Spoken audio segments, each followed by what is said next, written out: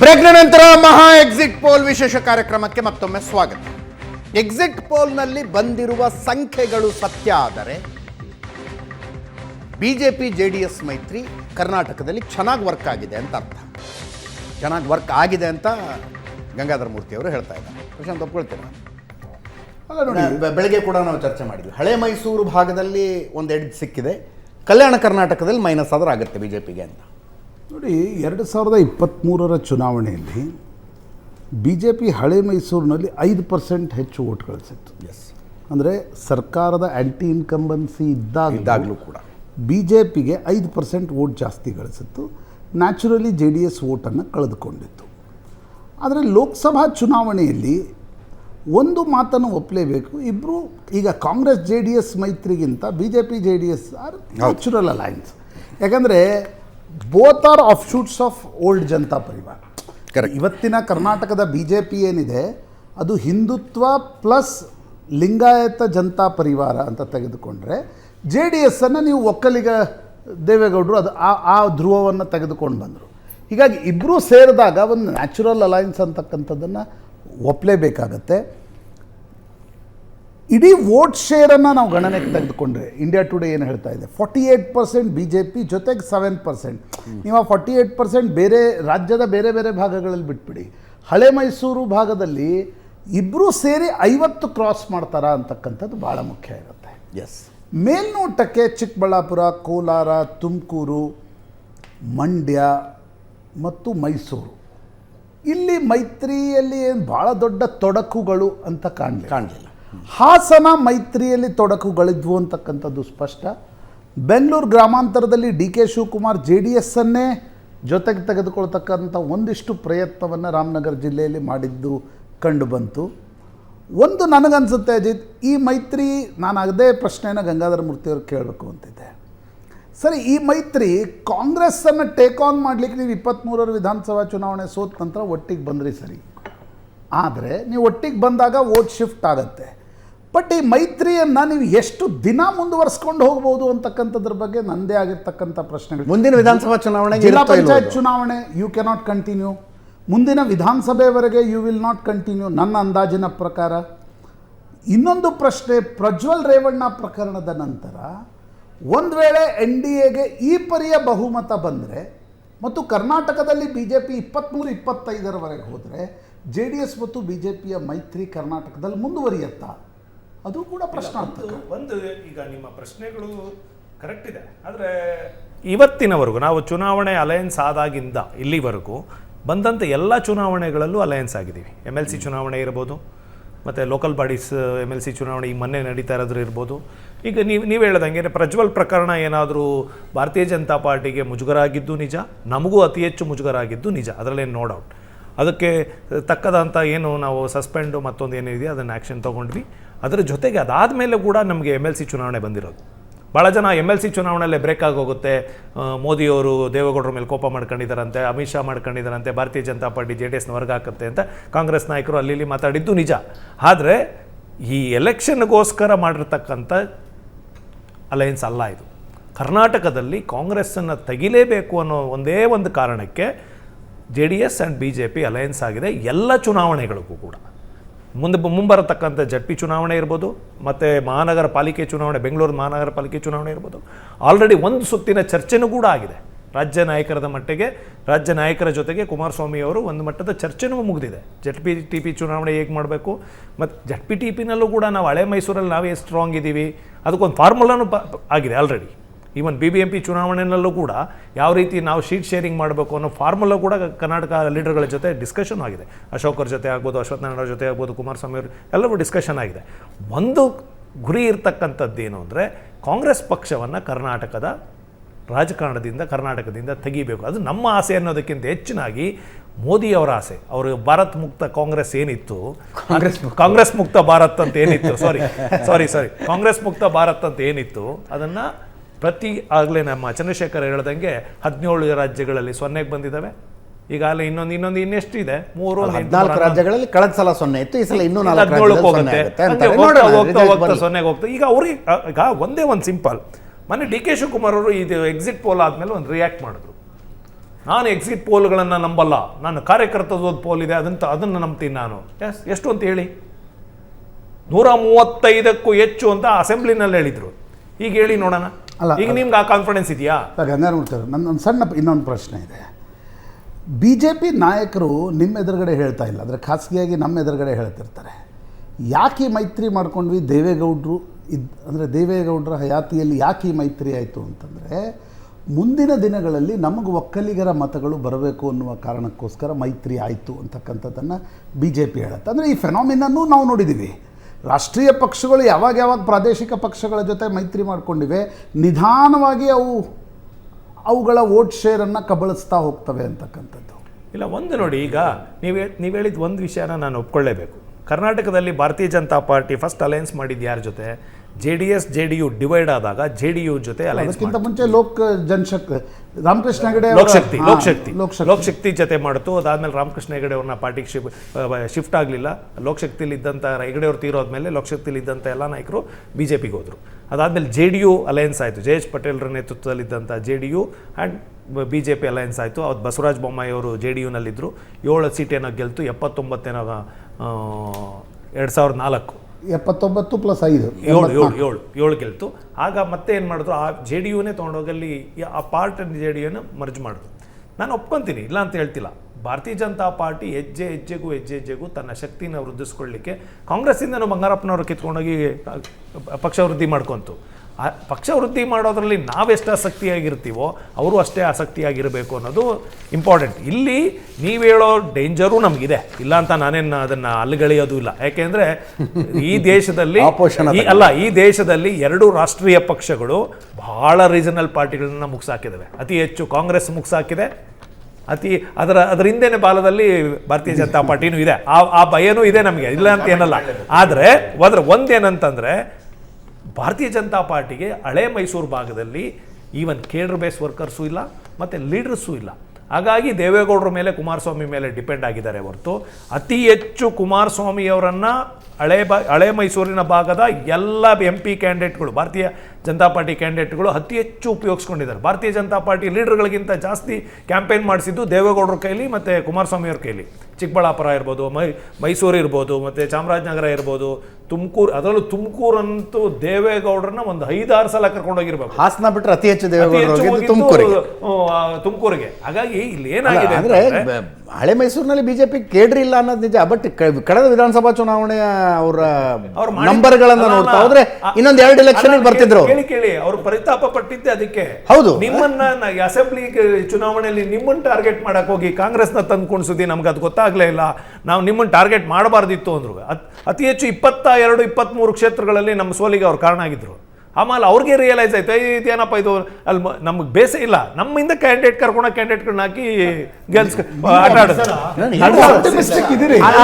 ಬಿಜೆಪಿಯಲ್ಲಿ ಬೇರೆ ಗುಸುಗುಸು ಇದೆ. 2018 ರಿಸಲ್ಟು ಚುನಾವಣೆಗಿಂತ ಮುಂಚೆ ಕುಮಾರಸ್ವಾಮಿ ಅವರು ಮತ್ತು BJP ಅವರು ನಡೆದ ಒಳ ಮಾತುಕತೆಯ ಪ್ರಕಾರ ಕುಮಾರಸ್ವಾಮಿ ಅವರು ನಡ್ಕೊಂಡಿದ್ರೆ ಇವತ್ತು ಕಾಂಗ್ರೆಸ್ ಇರ್ತಿರ್ಲಿಲ್ಲ ಅನ್ನೋದು. ಗಂಗಾಧರ ಮೂರ್ತಿ ಅವರು ಆಪ್ಟಿಮಿಸ್ಟಿಕ್ ಇದ್ದಾರೆ. ಬಟ್ ನನಗನ್ಸುತ್ತೆ ಇದು ಮೊದಲ ಮತ್ತು ಕೊನೆಯ ಮೈತ್ರಿ ಚುನಾವಣೆ ಅಂತ. ಈ ಚುನಾವಣೆ ಇಲ್ಲ, ಈಗ ಸದ್ಯದಲ್ಲಿ ಈಗ ZPTP ಚುನಾವಣೆ ಬರುತ್ತೆ, ಕಾತ್ ನೋಡಿ. ಕಾತ್ ನೋಡಿ. ಒಂದು ಕ್ವಿಕ್ ರಿಯಾಕ್ಷನ್. BJPಯ ಇದನ್ನ ಹೇಳ್ಬೇಕಂತ ಹೇಳಿದ್ರೆ, this alliance is going to be permanent alliance. ಯಾಕೆಂತ ಹೇಳಿದ್ರೆ, ನೀವು 2014ರಿಂದ ಮೋದಿಯವರ ನೇತೃತ್ವದಲ್ಲಿ BJP ಯಾವ್ಯಾವ ರೀತಿ ಪ್ರಾದೇಶಿಕ ಪಕ್ಷಗಳಿಗೆ ಗೌರವ ಕೊಟ್ಕೊಂಡ್ಬಂದಿದೆ. ನೀವು ಅದನ್ನೇ ಹೇಳ್ತಾ ಇದ್ದೆ ಆಗಲಿ. ಉತ್ತರ ಪ್ರದೇಶದಲ್ಲಿ ಅಪ್ನಾದಳ ಕೇವಲ 2 ಸೀಟ್ ಗೆಲ್ಲೋದು, ನಮಗೆ ಬಹಳ ದೊಡ್ಡ ಶಕ್ತಿ ಇದೆ, ಅಲ್ಲಿ ಯಾರ ಅವಶ್ಯಕತೆನೂ ಇಲ್ಲ. ಅವ್ರನ್ನ 2014ರಿಂದ ಬರೀ 2 ಮಿನಿಸ್ಟ್ ಮಾಡ್ಕೊಂಡಿದ್ದೀವಿ. ಒಂದು ಸಜೆಷನ್, ಯಾವುದನ್ನು ಪರ್ಮನೆಂಟ್ ಅನ್ಬೇಡಿ. Change is only truth. BJP Shiv Sena ಮೈತ್ರಿನೇ ಮುರಿಬಹುದ್ರಿ. ಇನ್ನು ಉಳಿದು ಯಾವ ಮೈತ್ರಿ ಏನ್ ಕತೆ? ಅದೇ ವಿಚಾರ. ಅಕಾಲಿ ದಳದ ಜೊತೆಗಿನ ಮೈತ್ರಿ ಮುರಿಬಹುದು. JDU ಅಲ್ಲಲ್ಲ, ಒಂದು ಇವನ್ ಇದರಲ್ಲಿ ಕೂಡ ಮಹಾರಾಷ್ಟ್ರದಲ್ಲೂ ಕೂಡ ನಾವು RPI 1 ಸೀಟು ಗೆಲ್ಲಕ್ಕೆ ಶಕ್ತಿ ಇಲ್ಲ. ರಾಮದಾಸ್ ಅತೇವಳೆ ಅವರು ಅವ್ರನ್ನ ಮಿನಿಸ್ಟರ್ ಮಾಡ್ಕೊಂಡಿದ್ದೀವಿ, ರಾಜ್ಯಸಭೆಗೆ ಕಳ್ಕೊಂಡೋಗಿ. ನಮ್ಗೆ ಅವಶ್ಯಕತೆ ಇಲ್ದಿರೋ ಆ ರೀತಿಯಲ್ಲಿ BJP ಅವಳು ತಾನು ಒಂದೇ ಜಾಸ್ತಿ ಆಗ್ಬೇಕು ಅನ್ನೋ ಕಾರಣಕ್ಕೆ ಉಪಯೋಗಿಸ್ಕೊಂಡೆ ಬಿಡುತ್ತೆ ಅಂತಕ್ಕಂಥ ಮಾತು ಸುಳ್ಳು. ಯಾಕೆ ಅಂತ ಹೇಳಿದ್ರೆ, ಒಂದು ಜನತಾದಳ ಮತ್ತೆ BJP ನ್ಯಾಚುರಲ್ ಅಲಯನ್ಸ್. ಒಂದು ಏಕೈಕ ಕಾರಣಕ್ಕೆ BJP ಎಲ್ಲವೂ ಸರಿ ಮಾಡುತ್ತೆ. ಸೇರೋದ್ರಿಂದ ಅನುಕೂಲ ಇದೆ ಸರ್. ಬಿಜೆಪಿಗೆ ಎಷ್ಟು ಅನುಕೂಲ ಇದೆ, ಜನತಾದಳಕ್ಕೂ ಅಷ್ಟೇ ಅನುಕೂಲ ಇದೆ. ಎರಡು ವಿಚಾರ ಅವ್ರು 3 ದಿನ ಹೇಳ್ಬಿಡ್ತಾರೆ ನಮ್ಗೆ RSS ಇದು ಆಗತ್ತೆ ಇಲ್ಲ ಈಗ. ಅವ್ರಿಗೆ ಎಕ್ಸಿಸ್ಟೆನ್ಸ್ ಕ್ರೈಸಿಸ್ ಬಿಜೆಪಿ ಮೈತ್ರಿ ಪಕ್ಷ ಬಗ್ಗೆ ಮಾತಾಡ್ತೀವಿ. ಒಂದ್ ನಿಮಿಷ. RSS ಯಾವ ಪಕ್ಷವನ್ನು ಬೆಳೆಸಿದ ಮಾತ್ರ ಇದು ಉಂಟಲ್ಲ, ಸಂಸ್ಥೆ ಉಂಟಲ್ಲ, ಅದಕ್ಕೆ ಮೊದಲು ನಾವು ವೀಕ್ ಇದ್ದೆವು, ಆಗ ನಮ್ಗೆ RSS ಆಗತ್ತೆ. ಈಗ ನಾವು ಬೇಕಷ್ಟು ಬಲಿಷ್ಠರಾಗಿದ್ದೆವು, ಈಗ ನಮ್ಗೆ RSS ಆಗತ್ತೆ ಇಲ್ಲ. ನಾವು ಹೇಳಿದಲ್ಲ ಇದು ನಡ್ಡಾ ಅವರು ಪಾರ್ಟಿ ಪ್ರೆಸಿಡೆಂಟ್ ಸರಿ ಫಸ್ಟ್ RSS ಗೊತ್ತಾದ್ರೆ ಆವಾಗ ನಮ್ಮ ವಿಷಯ ಏನು ಅಂತ RSS ಪೊಲಿಟಿಕಲ್ RSS ಕೆಲಸ. ಒಂದೇ ನಿಮಿಷ, 2 ಪಾಯಿಂಟ್ ಹೇಳ್ಬೋದು ಭಾರತೀಯ ಜನತಾ ಪಾರ್ಟಿ ಬಗ್ಗೆ. ಭಾರತೀಯ ಜನತಾ ಪಾರ್ಟಿ ಈ ಅಲಯನ್ಸ್ ಪಾರ್ಟ್ನರ್ಗಳಲ್ಲಿ 11 ಅಲಯನ್ಸ್ ಪಾರ್ಟ್ನರ್ಗಳು ಇಟ್ಕೊಂಡಿದ್ದಾರೆ. 1 MP ಸೀಟು ನಿಂತಿಲ್ಲ, ಗೆದ್ದಿಲ್ಲ. ಆದರೂ ಅವ್ರನ್ನ ಇಟ್ಕೊಂಡಿದ್ದಾರೆ. ಅದು ಬೇರೆ ಬೇರೆ ಕಾಂಬಿನೇಷನ್ಗೆ ಇಟ್ಕೊಂಡಿದ್ದಾರೆ. ಅದು ನಿಮಗೂ ಗೊತ್ತು, ನಮಗೂ ಗೊತ್ತು. ಆದರೆ ರೀಜನಲ್ ಪಾರ್ಟಿಗಳನ್ನು ಮುಗ್ಸೋಕ್ಕೆ, ಈಗ ಉದಾಹರಣೆ ನಿತೀಶ್ ಕುಮಾರ್ನ ಮುಗ್ಸೋಕ್ಕಾಗಿದೆಯಾ ಇಲ್ಲಿವರೆಗೂ? ಯಾವ ರೀಜನಲ್ ಪಾರ್ಟಿ ಲೀಡ್ರು ಸ್ಟ್ರಾಂಗ್ ಇರ್ತಾನೆ, ಭಾರತೀಯ ಜನತಾ ಪಾರ್ಟಿ ಅವ್ರನ್ನ ಜೊತೆಲಿ ಇಟ್ಕೊಳ್ಳುತ್ತೆ ಹೊರತು ಮುಗ್ಸೋಕೆ ಹೋಗಲ್ಲ. ಯಾರು ವೀಕ್ ಇರ್ತಾರೆ ಅವ್ರನ್ನ ಮುಗಿಸಿರೋ ಉದಾಹರಣೆಗಳು ಭಾಳ ಇದ್ದಾವೆ. ಹೇಳಿ, ಉದಾಹರಣೆ ಕೊಡಿ ಸರ್. ಮೊದಲನೇದು ಅಕಾಲಿದಳ ಹೇಳಿದ್ರಿ. ಅಕಾಲಿ ಬಿಜೆಪಿ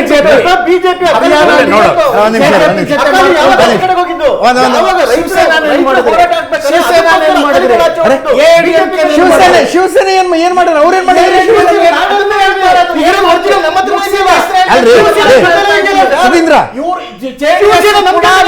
ಸುಧೀಂದ್ರ ಅಲ್ಲ, ಒಂದ್ ನಿಮಿಷ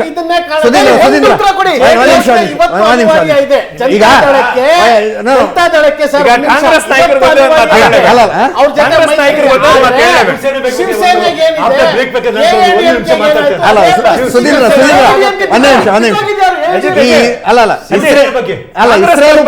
ಇಸ್ರೇಲ್ ಪ್ಯಾಲೆಸ್ಟೈನ್ ಜಗಳದ ಬಗ್ಗೆ ಮಾತಾಡುವಾಗ ಪ್ರಶಾಂತ್ ಒಂದು ಮಾತನ್ನ ಹೇಳ್ತಿದ್ರು. ಇಸ್ರೇಲ್ ಕರೆಕ್ಟಾ ಪ್ಯಾಲೆಸ್ಟೈನ್ ಕರೆಕ್ಟಾ ನಿರ್ಧಾರ ಆಗೋದು ಎಲ್ಲಿಂದ ಅಂದ್ರೆ ನೀವು ಇತಿಹಾಸ ಎಲ್ಲಿಂದ ನೋಡಕ್ ಶುರು ಮಾಡ್ತೀರಿ ಅನ್ನೋದ್ರಿಂದ. ಹಂಗೆ ಶಿವಸೇನೆ ವಿಷಯದಲ್ಲಿ ಬಿಜೆಪಿ ಮಾಡಿದ್ ಕರೆಕ್ಟಾ ತಪ್ಪಾ ಅನ್ನೋದು ನಿರ್ಧಾರ ಆಗೋದು ನೀವು ಇತಿಹಾಸ ಎಲ್ಲಿಂದ ನೋಡ್ತೀರಿ ಅನ್ನೋದು.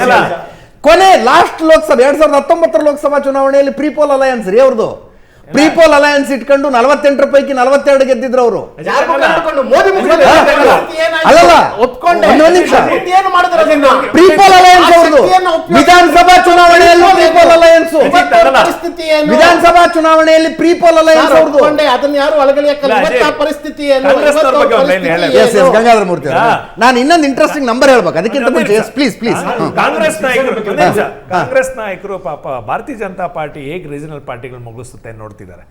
ಕರ್ನಾಟಕದ ಬೇರೆ ನಾನು ಹೊರಗಡೆ ತಗೊಳ್ಳೋದೇ ಇಲ್ಲ. ಕರ್ನಾಟಕದಲ್ಲಿ 1975ರಿಂದ ದೇವೇಗೌಡರು ಜನತಾ ಪಕ್ಷದ ಅಧ್ಯಕ್ಷರಾದ ಪ್ರಾರಂಭದಿಂದ ಇಲ್ಲಿವರೆಗೂ ಎಣಿಸ್ತಾ ಹೋದ್ರೆ ಒಂದು 150-200 ಜನ ನಾಯಕರುಗಳನ್ನ MLA ಆಗಿದ್ದವ್ರನ್ನ, MP ಆಗಿದ್ದವ್ರನ್ನ, ಮಂತ್ರಿ ಆಗಿದ್ದವ್ರನ್ನ ದಳದಿಂದ ಕರ್ಕೊಂಡೋಗಿ ಪಕ್ಷ ಕಟ್ಕೊಂಡಿದ್ದಾರೆ ಇವರು. ಇನ್ನೊಬ್ಬರು ಪ್ರಾದೇಶಿಕ ಪಕ್ಷನ ಮುಳುಗಿಸ್ತಾರೆ ಅಂತ ಹೇಳ್ತಾರೆ ಇವರು. ಎಷ್ಟು ಸಲ ಮುಳುಗಿಸಿಲ್ಲ? 6 ಜನ. ಒಂದೇ ನಿಮಿಷ, ಈ ದೇಶದಲ್ಲಿ ಒಂದೇ ನಿಮಿಷ ಈ ದೇಶದಲ್ಲಿ 4 ಜನ.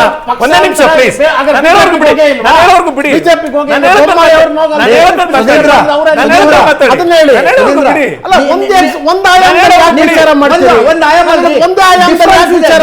ನೀವು ರಿಟೇಲ್ ವ್ಯವಹಾರ ಮಾಡ್ತೀರಿ, ಅವ್ರು ಹೋಲ್ಸೇಲ್ ವ್ಯವಹಾರ ಮಾಡ್ತಾರೆ.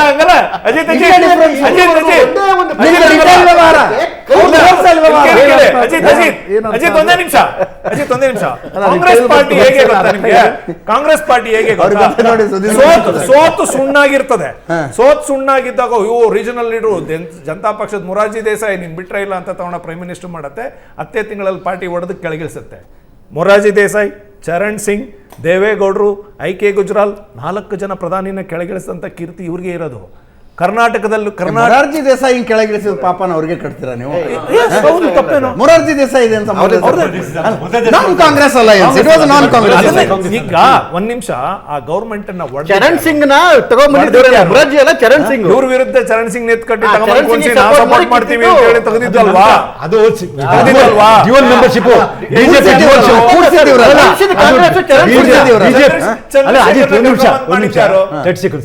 ಅಜಿತ್ ಅದಿರಲಿ. ಈಗ ನೀವು ಶಿವಸೇನೆ ಬಗ್ಗೆ ಯಾವ ಸ್ಟ್ರಾಟಜಿ ಇತ್ತು ಅಂತ ಹೇಳಿದ್ರೆ ಅದು ಯಾರಿಗೂ ಗೊತ್ತಿಲ್ಲ. CT Ravi incharge of Maharashtra. ಆ ಸ್ಟ್ರಾಟಜಿ ಏನು ಅಂತ ಲಾಸ್ಟಿನ CT ರವಿ ಗೊತ್ತಾಗ್ತದೆ. ಎಲ್ಲಿ ತನಕ ಅಂದರೆ ಇವ್ರದ್ದು ಸ್ಟ್ರಾಟಜಿ ಯಾವ್ದು, ಆಫರ್ ಯಾವ್ದು ಗೊತ್ತಾ? ಫಸ್ಟ್ ಸಿಂಧೆ ನಿನ್ನ ಚೀಫ್ ಮಿನಿಸ್ಟರ್ ಮಾಡ್ತೇವೆ, ನೀನು ಪಾರ್ಟಿ ಹೊಡಿ ಅಂತ. ಅದು ಯಾರಿಗೂ ಡಿಸ್ಕ್ಲೋಸ್ ಮಾಡಿಲ್ಲ. ಲಾಸ್ಟ್ ದಿನ ಫಡ್ನವೀಸ್ಗೆ ಆಶ್ಚರ್ಯ ಅದು. That is the strategy. ನಾವು ಸ್ಟ್ರಾಟಜಿ ಹೇಳ್ತೇವಲ್ಲ BJP, that is the strategy. CT ರವಿನಂದ್ ಸಿಕ್ ಅವರಿಗೂ ಗೊತ್ತಿಲ್ಲ, ಈಸ್ ಇನ್ಚಾರ್ಜ್ ಆಫ್ ಮಹಾರಾಷ್ಟ್ರ. ಅವತ್ತ ಹೇಳಿ ಅವ್ರಿಗೆ ಅವರ ಕಂಡೀಷನ್ ಗೊತ್ತಾ? ನೀನು ಫಾಸ್ಟ್ ನಾನು ಪಾರ್ಟಿ ನೀನು ಫಸ್ಟ್ ಹೊಡಿ ಆಯ್ತಲ್ಲ, ಆದ್ರೆ ನಿನ್ನ ಚೀಫ್ ಮಿನಿಸ್ಟರ್ ಮಾಡೋ ಜವಾಬ್ದಾರಿ. This is strategy. ನಾನು ಹೋಲ್ಸೇಲ್ ರಿಟೇಲ್ ಅಂದಿದ್ದೆ ಆಯ್ತಲ್ಲ, ಆಯ್ತಾ? ಅವರು ಬರ್ತಾರೆ ಕಾಂಗ್ರೆಸ್ನವರು, ಸಿದ್ದರಾಮಯ್ಯನವರೇ ಬನ್ನಿ ನಮ್ಮಲ್ಲಿ, ಇನ್ನೊಬ್ರು ಬನ್ನಿ, ಮತ್ತೊಬ್ರು ಬನ್ನಿ ಅಂತ. ಬಿಜೆಪಿ ಅವರು 2/3 ಶಾಸಕರನ್ನ ಕರ್ಕೊಂಡು ನಮ್ಮ ಹತ್ರ ಬಾ ಅಂತಾರೆ. ಕರ್ನಾಟಕದಲ್ಲಿ ಕುಮಾರಸ್ವಾಮಿ ಫಸ್ಟ್ ಚೀಫ್ ಮಿನಿಸ್ಟರ್ ಮಾಡಿದ್ರು ಅದೇ ಸ್ಟ್ರಾಟಜಿ. ಫಸ್ಟ್ ನೀವು ಅಲ್ಲಿಂದ ಹೊರಗೆ ಬಾ, ನಿನ್ನನ್ನು ಚೀಫ್ ಮಿನಿಸ್ಟರ್ ಮಾಡ್ತೇವೆ ಅಂತ.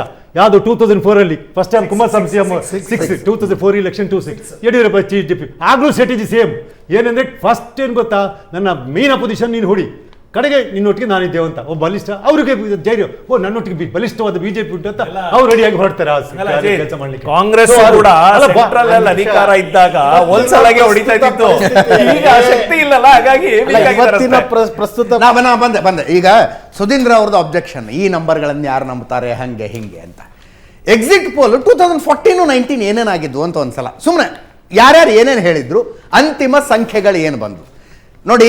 ಬಂದಿರುವ ಎಲ್ಲ ಎಕ್ಸಿಟ್ ಪೋಲ್ಗಳಿಗೆ ಅಗ್ನಿ ಪರೀಕ್ಷೆ ಅಂದರೆ ರಿಸಲ್ಟು. 2024 ಈ ಎಲೆಕ್ಷನ್ನಿನ ಎಕ್ಸಿಟ್ ಪೋಲ್ಗಳಿಗೆ ಅಗ್ನಿ ಪರೀಕ್ಷೆ ನಾಡಿದ್ದಿದೆ. 2014 282 ಬಂತು, ಬಿಜೆಪಿ ಅಲೋನ್ 282 ಬಂತು, NDA 336 ಬಂತು. ಈ ಸಂಖ್ಯೆಯನ್ನ ಆವತ್ತು ಪ್ರಿಡಿಕ್ಟ್ ಮಾಡಿದ್ದು ಟುಡೇಸ್ ಚಾಣಕ್ಯ ಮಾತ್ರ. ಒಂದೇ ಒಂದು ಎಕ್ಸಿಟ್ ಪೋಲ್ಗೂ ಅನ್ಸಿರ್ಲಿಲ್ಲ ಬಿಜೆಪಿ ಸಿಂಗಲ್ ಹ್ಯಾಂಡೆಡ್ಲಿ ಮೆಜಾರಿಟಿ ಬರುತ್ತೆ ಅಂತ, ಬಿಜೆಪಿ ಏಕಾಂಗಿಯಾಗಿ ಬಹುಮತ ಪಡೆಯುತ್ತೆ ಅಂತ ಒಂದು ಎಕ್ಸಿಟ್ ಪೋಲ್ ಕೂಡ ಪ್ರಿಡಿಕ್ಟ್ ಮಾಡಲಿಲ್ಲ. Lokniti 276, 272 half way mark. 272 ಬಂದ್ರೆ ಅಧಿಕಾರಕ್ಕೆ ಬರ್ತಾರೆ. ಬಿಜೆಪಿ ಅಲ್ಲ, NDA 276 ಅಂತ ಹೇಳ್ತು ಲೋಕನೀತಿ. ಇಂಡಿಯಾ ಟುಡೇದವರು ಇವತ್ತು ಯಾವ ಸರ್ವೆ ಬಗ್ಗೆ ಅತಿ ಹೆಚ್ಚು ಚರ್ಚೆ ಮಾಡ್ತೀವೋ ಅವರು NDA ಮೈತ್ರಿಕೂಟ 272 ಅಂದ್ರು.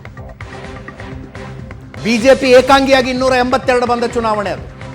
ಟೈಮ್ಸ್ನವರು 249, NDA ಮೈತ್ರಿಕೂಟ. C voter 289, NDTV 279, CSDS 280. ಆಘಾತಕಾರಿ ಸಂಖ್ಯೆ. ಆವತ್ತು ನಾವು ಕೂಡ ಹಿಂಗೆ ಶಾಕ್ ಆದ್ವಿ. ಟುಡೇಸ್ ಚಾಣಕ್ಯ ನಂಬರ್ ಕೊಟ್ಟಾಗ 340 NDA ಅಂದ್ಬಿಟ್ರು. 340 ಅದುವರೆಗೂ ಬಂದ ಯಾವ ಸರ್ವೆ ಕೂಡ 290ಕ್ಕಿಂತಲೂ ಹೆಚ್ಚು ಕೊಡಲಿಲ್ಲ NDAಗೆ. 290 ಹೈಯೆಸ್ಟ್. ಒಂದು ಟುಡೇಸ್ ಚಾಣಕ್ಯ 340 ಅಂತ ಹೇಳ್ತು. ಆಘಾತಕ್ಕೊಳಗಾದ್ವಿ ನಾವು. 340 ಟುಡೇಸ್ ಚಾಣಕ್ಯ ಹೇಳ್ತು. 336 NDA ಸಂಖ್ಯೆ ಆಯಿತು. 30 ವರ್ಷಗಳ ನಂತರ ಒಂದೇ ಪಕ್ಷ ಸಂಪೂರ್ಣ ಬಹುಮತದೊಂದಿಗೆ ಮತ್ತೆ ಅಧಿಕಾರಕ್ಕೆ ಬಂದಿದ್ದು 214. ಸುಧೀಂದ್ರ ಅವರೇ, ಈ ನಂಬರ್ಗಳು ಬಂದಾಗಲೂ ನೀವು ಎಕ್ಸಿಟ್ ಪೋಲ್ಗಳನ್ನು ಯಾರು ನಂಬ್ತಾರೆ, ಇವರೆಲ್ಲ ಅವರವರೇ ಮಾಡ್ಕೋತಾರೆ ಅಂತಾನು ಹೇಳಿದ್ರಿ. ಈ ನಂಬರ್ಗಳು ಬಂದಾಗ ಹಂಗೆ ಹೇಳಿದ್ರಿ ನೀವು. ಬಂದ ಸರ್ವೆಗಳ ಪೈಕಿ 90% ಸರ್ವೆಗಳನ್ನು ಸುಳ್ಳು ಮಾಡಿ ಹೆಚ್ಚು ಸ್ಥಾನಗಳನ್ನು ಬಿಜೆಪಿ ಅಲೋನ್ ತಗೊಂಡು NDA ಸಂಖ್ಯೆ ತಗೊಂಡು. 2019 ಎಕ್ಸಿಟ್ ಪೋಲ್ಗಳು ಏನಾದ್ರು? 2019 ಕಳೆದ ಲೋಕಸಭಾ ಚುನಾವಣೆ ಇಂಡಿಯಾ ಟುಡೇ 339ರಿಂದ 365 ಅಂತ ಹೇಳ್ತು NDA. ಇಂಡಿಯಾ ಟುಡೇ ಹೇಳಿದ್ದು 350 ಟುಡೇಸ್ ಚಾಣಕ್ಯ. ನ್ಯೂಸ್ 18 336 ಅಂದ್ರು. ಟೈಮ್ಸ್ನವ್ರು 306 ಅಂದ್ರು. ಇಂಡಿಯಾ TV 300 ಹೇಳ್ತು. ಸುದರ್ಶನ್ ನ್ಯೂಸ್ 305 ಹೇಳ್ತು. NDA ಮೈತ್ರಿಕೂಟ ಅಂತಿಮ ಸಂಖ್ಯೆ ಎಷ್ಟು? 352. 352 ಅಂತಿಮ ಸಂಖ್ಯೆ. ಬಿಜೆಪಿ ಏಕಾಂಗಿಯಾಗಿ 300 ತಗೊಂಡು. ಇಂಡಿಯಾ TV ಅವರು NDA ಮೈತ್ರಿಕೂಟ ಎಷ್ಟು ಸ್ಥಾನಗಳನ್ನು ಪಡೆಯಬಹುದು ಅಂತ ಹೇಳ್ತೋ ಅದಕ್ಕಿಂತ ಹೆಚ್ಚು ಬಿಜೆಪಿ ಏಕಾಂಗಿಯಾಗಿ ತಗೊಂಡು. ಏಕಾಂಗಿಯಾಗಿ 2019 ಎಕ್ಸಿಟ್ ಪೋಲ್ಗಳಿಗೂ ಹಿಂಗೆ ಅಂದ್ರಿ ನೀವು. ಮೋದಿ ಎಕ್ಸಿಟ್ ಪೋಲು, ಸರ್ಕಾರಿ ಪ್ರಾಯೋಜಿತ ಎಕ್ಸಿಟ್ ಪೋಲ್ಗಳು, ಇವುಗಳನ್ನು ಯಾರು ನಂಬ್ತಾರೆ? ಸುಧೀಂದ್ರ ಅವರೇ, ಟ್ರ್ಯಾಕ್ ರೆಕಾರ್ಡ್ ಇದೆ ಸರ್ ಎಕ್ಸಿಟ್ ಪೋಲ್ಗಳಿಗೊತ್ತು. ಎಕ್ಸಿಟ್ ಪೋಲ್ಗಳ ಪ್ರಿಡಿಕ್ಷನ್ನನ್ನು ಮೀರಿ ಪರ್ಫಾರ್ಮ್ ಆಗಿದೆ. ಬಿಜೆಪಿಯ ಪರ್ಫಾರ್ಮೆನ್ಸ್ ಆಗಿದೆ. ನಂಬರ್ಗಳು ನಿಮ್ಮ ಹತ್ರ ಇದ್ದಾವೆ. ಇಂಡಿಯಾ ಟುಡೇ ಒಂದು ರೇಂಜ್ ಕರೆಕ್ಟಾಗಿ ಕೊಟ್ಟಿತ್ತು. ಟುಡೇಸ್ ಚಾಣಕ್ಯ ಹತ್ತಿರದ ರೇಂಜ್ ಕೊಟ್ಟು ಅಲ್ವಾ? ಮತ್ತೆ ಈ ಸಲನೂ ಹೇಳ್ತೀನಿ, 2024 ಚುನಾವಣೆಯನ್ನು ಹೇಳ್ತೀನಿ. ಎಕ್ಸಿಟ್ ಪೋಲ್ಗಳು ಮೋದಿ ಪೋಲ್ಗಳು ಇವನ್ನ ಯಾರನ್ನ ನಂಬಕ್ಕೆ ಹೋಗಬೇಡಿ ಅಂತ ಯಾಕೆ ನಂಬಾರ್ದು, ಹೆಂಗೆ ನಂಬಾರ್ದು? ಈಗ ಹಿಂದೆ ಆಗಿರೋದು ಈ ನಂಬರ್ಸ್ ಯಾರು ಅಲ್ಲಗಳೆಯೋಕ್ಕಂತ ಅಲ್ಲಗಳೆಯೋಕ್ಕಾಗೋದಿಲ್ಲ, ರಿಸಲ್ಟೇ ಇದೆ. ಈಗ ರಿಸಲ್ಟ್ ಇದೆ, ಹೌದು. ಅದರಲ್ಲಿ ನೀವು ಆ ವೇವ್ ಲೆಂತು ಇವಾಗ ಕೆಲವು ಈಗ ಟುಡೇಸ್ ಚಾಣಕ್ಯ ಕೇಳಿದ್ರೆ ಬರೀ 2 ಸೀಟ್ ವ್ಯತ್ಯಾಸದಲ್ಲಿ ಹೇಳಿದೆ. ಆದರೆ ಹೌದು, ಮೀನ್ ವಾಟ್ ಅವ್ರೇನು ಉಪಯೋಗಿಸ್ಕೊತಾ ಇದ್ದಾರೆ, ಆ ಒಂದು ಮೆಥಡಾಲಜಿ ಇದೆಲ್ಲ ಕರೆಕ್ಟ್ ಆಗಿದ್ದು ಅವ್ರು ಹೇಳಿದ್ದಾರೆ. ಬಟ್ ಏನು ಅಂದರೆ ಪ್ರತಿ ಸಲ ಅವ್ರು ಮಾಡ್ತಕ್ಕಂಥದ್ದು ಮತ್ತು ಈ ಸಲ ಒಂದು ವೇವ್ ಲೆಂತ್ ಏನು ತಂದಿದ್ದಾರೆ, ಕೆಲವು ಒಂದರಲ್ಲಿ ಸಿಂಕೆ ಆಗ್ತಾ ಇಲ್ಲ. ಈ ಒಂದು 5-6 ರಾಜ್ಯಗಳಲ್ಲಿ ಯಾವ ಥರ ಕ್ಯಾಲ್ಕುಲೇಷನ್ ಮಾಡಿದ್ರು, ಯಾವ ಥರ ಫಾರ್ ಎಕ್ಸಾಂಪಲ್ ಮಹಾರಾಷ್ಟ್ರ ಒಂದೇ ಒಂದು ರಾಜ್ಯ ನಾನು ಇದು ತಗೋತೀನಿ, ಯಾವ ರೀತಿ ನೋಡಿದ್ರು ಆ ರೀತಿ ಒಂದು ಸಂಖ್ಯೆ ಮಹಾರಾಷ್ಟ್ರದಲ್ಲಿ ಇವತ್ತಿನ ಒಂದು ಏನಲ್ಲಿನ ಒಂದು ಭಾಳ ಕ್ಲಿಷ್ಟಕರವಾದ ಒಂದು ವಾತಾವರಣ ಇದೆ ರಾಜಕೀಯದಲ್ಲಿ. ಆ ರೀತಿಯಲ್ಲಿ ಈ ಥರ ನಂಬರ್ಸ್ ಬರೋಕ್ಕೆ ಮಹಾರಾಷ್ಟ್ರ ಸಾಧ್ಯನೇ ಇಲ್ಲ. ಕರ್ನಾಟಕ ಕೂಡ ಹೇಳ್ತಾ ಇದ್ದೀನಿ, ಮಿನಿಮಮ್ 2 ಅಂಕಿ ಕಾಂಗ್ರೆಸ್, ಮಿನಿಮಮ್ ನಾನು ಹೇಳ್ತಾ ಇರೋದು ಮಿನಿಮಮ್ 10 ಮೇಲೇನೆ. ನಾವು ಇವರೆಲ್ಲರೂ ಸಿಂಗಲ್ ಸುಧೀಂದ್ರ ಅವರು ಡಿಸೆಂಬರ್ನಲ್ಲಿ 5 ಸ್ಟೇಟ್ ಎಲೆಕ್ಷನ್ ನಡೀತು. ಛತ್ತೀಸ್ಗಢ ಸೋಲ್ಬೋದು ಅಂತ ಅನ್ಕೊಂಡಿದ್ರ ನೀವು? ಇಲ್ಲ ಇಲ್ಲ ಅಂತ ರಾಜ್ಯಗಳು. ಆಮೇಲೆ ಅದೇ ಛತ್ತೀಸ್ಗಢಕ್ಕೆ ಬರ್ತೀನಿ. ಅದೇ ಛತ್ತೀಸ್ಗಢಲ್ಲಿ ಇದೇ ಸರ್ವೆಗಳು ಏನ್ ಹೇಳಿದ್ರು, ಅದೇ ಛತ್ತೀಸ್ಗಢಲ್ಲಿ ಈ ಸರ್ವೆಗಳು ಏನ್ ಹೇಳಿದ್ವು, ಅದೇ ಛತ್ತೀಸ್ಗಢಲ್ಲಿ ಇದೇ ಸಮೀಕ್ಷೆಗಳು ಏನು ಹೇಳಿದ್ರು. ಎಕ್ಸಿಟ್ ಪೋಲ್ ಕೂಡ ಇವತ್ತು ತಾವೇ ಡಿಸ್ಕಸ್ ಮಾಡಿದ್ದೀರಿ. ಅವತ್ತು ಎಲ್ಲ ಆಲ್ಮೋಸ್ಟ್ ಮೇಜರ್ ಎಕ್ಸಿಟ್ ಪೋಲ್ಗಳಲ್ಲಿ ಕಾಂಗ್ರೆಸ್ ಪಕ್ಷ ಮತ್ತೆ ಅಧಿಕಾರಕ್ಕೆ ಬರುತ್ತೆ ಅಂತ ಹೇಳಿದ್ರು. ಅದು ತಪ್ಪಾಯಿತು. ನಾನು ಹೇಳ್ತಾ ಇರ್ತಕ್ಕಂಥದ್ದು ಎರರ್ ಆಫ್ ಜಡ್ಜ್ಮೆಂಟ್ ಅಂಡ್ ಮತ್ತೆ ಆ ಪ್ಯಾರಾಮೀಟರ್ ಎರಡನ್ನೂ ಒಂದು ವೇವ್ಲೆಂತ್ ಜಡ್ಜ್ಮೆಂಟ್ ಯಾವಾಗಿರುತ್ತೆ ಅಂದ್ರೆ ಕ್ಲೋಸ್ ಕಾಂಟೆಸ್ಟ್. ಈಗ ಛತ್ತೀಸ್ಗಢ ಎರಡೇ ಪಾರ್ಟಿ, ಅಲ್ಲ ಪ್ರೀಪೋಲ್ ಸರ್ವೆ ನಂಗೊತ್ತು. ಪ್ರೀಪೋಲ್ ಸರ್ವೆಗಳು ಎಲ್ಲವೂ ಛತ್ತೀಸ್ಗಢಲ್ಲಿ ಕಾಂಗ್ರೆಸ್ ವಿನ್ನತಾನೆ. ಪುನಃ most of the exit poll ಕೂಡ ಕಾಂಗ್ರೆಸ್ ವಿನ್ ಆಗ್ತದೆ. ಎಕ್ಸೆಪ್ಟ್ ಅದೇ ನಾನು ಹೇಳ್ತಿದ್ದೆ, ನಾವು ಡಿಸ್ಕಸ್ ಫೈಟ್ ಅಂತ ಹೇಳಿದೆ.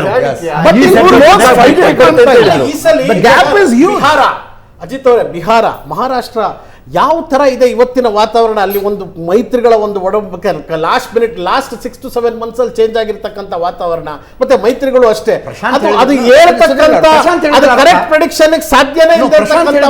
ಒಂದು ಕ್ಲಾಸ್ ರೂಮ್ ನಲ್ಲಿ ಫಸ್ಟ್ ರ್ಯಾಂಕಿಗೆ ಕಾಂಪಿಟೇಷನ್ ಇದೆ ಅಂದ್ರೆ ಆ ಕಾಂಪಿಟೇಷನ್ 80% ತಗೊಳ್ಳೋನ್ ಮಧ್ಯೆ 77% ತಗೊಳ್ಳೋನ್ ಮಧ್ಯೆ ಇದ್ರೆ ಅದಕ್ಕೊಂದು ಅರ್ಥ. ಒಬ್ಬ 80%, ಇನ್ನೊಬ್ಬ 77-78% ಇದ್ದವ್ರ ಮಧ್ಯೆ ಫಸ್ಟ್ ರ್ಯಾಂಕಿಗಾಗಿ ಕಾಂಪಿಟೇಷನ್ ಇದೆ ಅಂದ್ರೆ ಅದಕ್ಕೊಂದು ಅರ್ಥ. 80% ತಗೊಳ್ಳೋನ ಮಧ್ಯೆ 40% ತಗೊಳ್ಳೋನ ಮಧ್ಯೆ ಕಾಂಪಿಟೇಷನ್ ಇದೆ ಅಂತಂದ್ರೆ ನೋಡಿ, ಅಂದ್ರೆ ಆ ರೇಂಜ್ 48ರಲ್ಲಿ 25-24 ಬರ್ತವೆ ಅಂತಕ್ಕಂಥದ್ದನ್ನ ಹೇಳ್ತಾ ಇದ್ದೇವೆ ಅನೇಕ. ಕಾಂಗ್ರೆಸ್ ಇದನ್ನ ಈಗ ನಾವು ಮೆಡಿಕಲ್ ಸ್ಟೂಡೆಂಟ್ಸ್ ಮತ್ತೆ ಇವರು ನೀಟ್ ಎಕ್ಸಾಮ್ ಬರೀತಾರೆ. ಆ ರಿಸಲ್ಟ್ ಬರೋದಕ್ಕಿಂತ ಮುಂಚೆ 1 ತಿಂಗಳು 2 ತಿಂಗಳು ಮುಂಚೆ ಕೀ ಆನ್ಸರ್ಸ್ ಅಂತ ಬಿಡ್ತಾರೆ. ಬಿಟ್ಟಾಗ ಬರ್ದಿರೋ ಮಕ್ಳಿಗೆ ಗೊತ್ತಾಗತ್ತೆ ಹಿಂಗೆ ನಾನು ಏನ್ ಕರೆಕ್ಟ್ ಮಾಡಿದೀನಿ, ಏನ್ ಕರೆಕ್ಟ್ ಮಾಡಿಲ್ಲ ಅಂತ. ಒಂದು 10 ಮಾರ್ಕ್ಸ್ ಹೆಚ್ಚು ಕಮ್ಮಿ ಅವ್ರಿಗೆ ರಿಸಲ್ಟ್ ಗೊತ್ತಾಗ್ಬಿಡತ್ತೆ. ಸೇಮ್ ಇದು. ಯಾಕೆಂದರೆ ಈಗ ಸರ್ವೆ ಮಾಡಿರೋರು ಸುಮ್ಮನೆ ಕೂತು ಏನು ಮಾಡಿಲ್ಲ. ಕಳೆದ 3 ತಿಂಗಳಿಂದ ಯಾವ ರಾಜಕಾರಣಿಗಳು ಎಷ್ಟು ಚುನಾವಣಾ ರ್ಯಾಲಿಗಳು ಮಾಡಿದ್ದಾರೆ, ಎಷ್ಟು ಅಗ್ರೆಸಿವ್ ಆಗಿ ನಾನು ಈ ಸ್ಟೇಟಲ್ಲಿ ಇಷ್ಟೇ ಗೆಲ್ತೀನಿ ಅಂತ ಅಕ್ಯುರೇಟಾಗಿ ಒಂದು 5% ಹೆಚ್ಚು ಕಮ್ಮಿ ಹೇಳ್ತಾರೆ ದೊಡ್ಡ ಲೀಡರ್ಗಳು.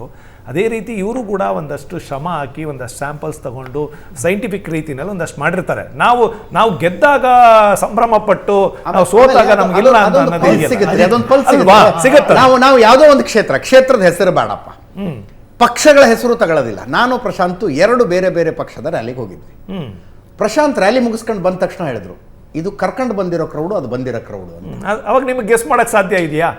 ಈ ಕ್ರೌಡ್ ಏನಿದೆಯಲ್ಲ, ಈ ರ್ಯಾಲಿಗೆ ಬಂದಿರೋದು ಇದು ಕರ್ಕೊಂಡು ಬಂದಿರೋ ಕ್ರೌಡು, ಆ ರ್ಯಾಲಿಗೆ ಬಂದಿರೋದು ಬಂದಿರುವ ಕ್ರೌಡು ಅಂತ.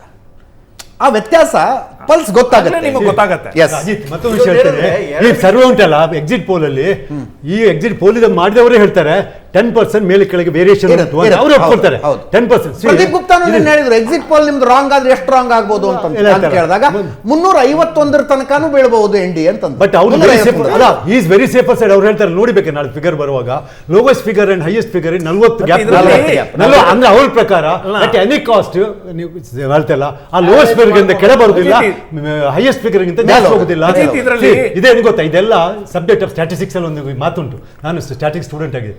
ಸ್ಟ್ಯಾಟಿಸ್ಟಿಕ್ಸ್ ಅಲ್ಲಿ ಅಡ್ವಾಂಟೇಜಸ್ ಅಂಡ್ ಡಿಸ್ಅಡ್ವಾಂಟೇಜ್, ಅದರಲ್ಲಿ ಒಂದು ಸ್ಟ್ಯಾಟಿಸ್ಟಿಕ್ ಡಿಸ್ಅಡ್ವಾಂಟೇಜ್ ಬಗ್ಗೆ ತೆಗೆದವನು ದೊಡ್ಡ ರೈಟರ್ಸ್ ಎಲ್ಲ ಇರ್ತಾರಲ್ಲ, ಅವನು ಹೇಳ್ತಾರೆ there are 3 types of lies ಅಂತ. 1 is lie, second 1 is damn lie, third 1 is statistics ಅಂದ್ರೆ ಅಂದು ಈ ಕೆಟಗರಿ ಅರ್ಥ ಆಯ್ತಾ ನಿಮಗೆ?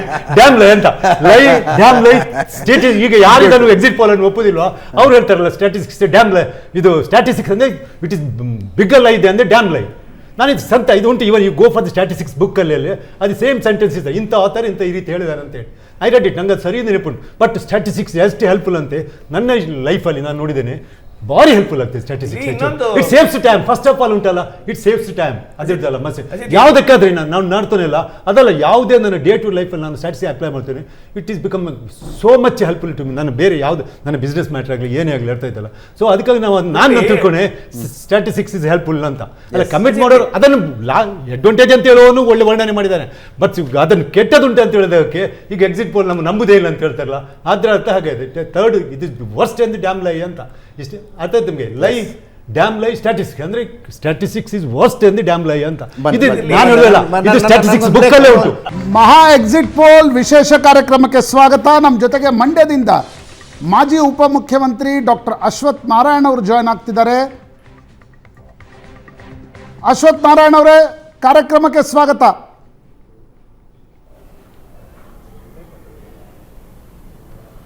ನಮಸ್ಕಾರ, ಧನ್ಯವಾದಗಳು ಪ್ರಶಾಂತ್ರೆ.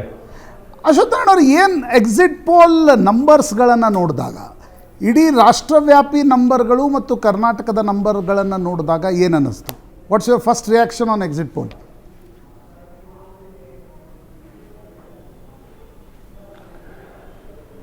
ನಿಜಕ್ಕೂ ಬಹಳ ಸಂತೋಷ ತಂದಿದೆ ಮತ್ತು ಭರವಸೆ. ನಮ್ಮ ದೇಶಕ್ಕೆ ಮತ್ತೊಮ್ಮೆ ನರೇಂದ್ರ ಮೋದಿಯವರು ಪ್ರಧಾನಮಂತ್ರಿಗಳಾಗ್ತಿರೋಂಥದ್ದು ಭಾಳಷ್ಟು ಸಂತೋಷ ಎಲ್ಲ ಕನ್ನಡಿಗರಿಗೆ ಮತ್ತು ಭಾರತೀಯರಿಗೆ ತರುವಂಥದ್ದು. ಎಕ್ಸಿಟ್ ಪೋಲ್ ನಾವೇನು ಎಕ್ಸ್ಪೆಕ್ಟ್ ಮಾಡ್ತಿದ್ದೋ ಆ ಎಕ್ಸ್ಪೆಕ್ಟ್ ಮಾಡೋ ರೀತಿಯಲ್ಲಿ ಎಕ್ಸಿಟ್ ಪೋಲಲ್ಲೂ ವ್ಯಕ್ತವಾಗ್ತಿರೋಂಥದ್ದು ನಮಗೆಲ್ಲರಿಗೂ ಬಹಳ ಸಂತೋಷ ಮತ್ತು ಆನಂದ. ಬಟ್ ರಾಹುಲ್ ಗಾಂಧಿ ಎಕ್ಸಿಟ್ ಪೋಲ್ಸ್ಗಳನ್ನು ಮೋದಿ ಪೋಲ್ ಅಂತ ಕರಿತಾ ಇದ್ದಾರೆ. ಇದರಲ್ಲೇನು ಸತ್ಯಾಂಶ ಇಲ್ಲ, ಇದು ಮೋದಿ ಮಾಡಿಸಿದ ಪೋಲ್ ಅಂತಕ್ಕಂಥ ಆರೋಪ ಮಾಡಿದ್ದಾರೆ.